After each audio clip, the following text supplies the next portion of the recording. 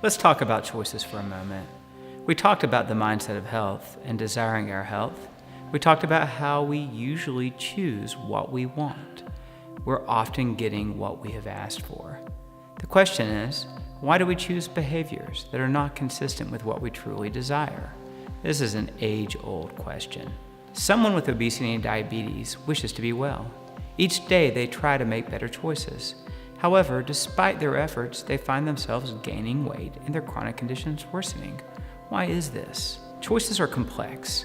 Our brains have often chosen a course of action, a behavioral response, before we are even consciously aware of the choice. We then proceed with that behavior or course of action.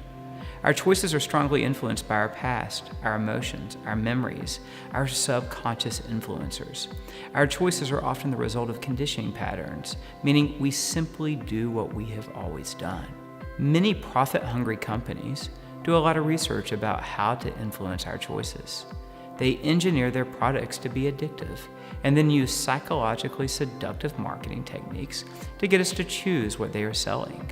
Once this happens, and we get a nice dopamine spike in our brains, we are likely to keep choosing to buy whatever they are selling.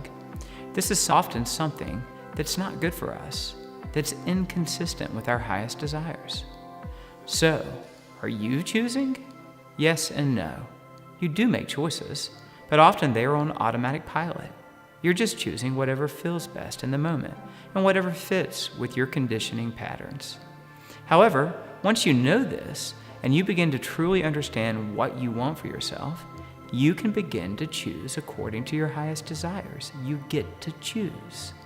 Basically, your habits of choice are taking you wherever they are going, but you get to choose your habits.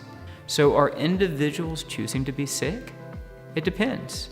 If they know what they're doing is worsening their health, and they are still doing it, then yes, they are choosing to be sick. Their choices may be the result of deeply seated conditioning patterns or genetics. These things could have happened long ago, and it may be very challenging for them to overcome these patterns, but ultimately they can if they truly desire to and are taught how to change. However, some individuals are trying very hard to make what they think are the right choices. They listen to what the healthcare system tells them and try to adopt the behaviors that are supposedly healthy. Unfortunately, often this information is wrong. Many of the studies that inform us about healthy choices are paid for by companies with a vested interest in the outcomes of those studies. It can take years to find out the truth. When it comes to diabetes and obesity, we have been misinforming our population for decades. We are not providing our population with the information needed to become well. It is time for this to change.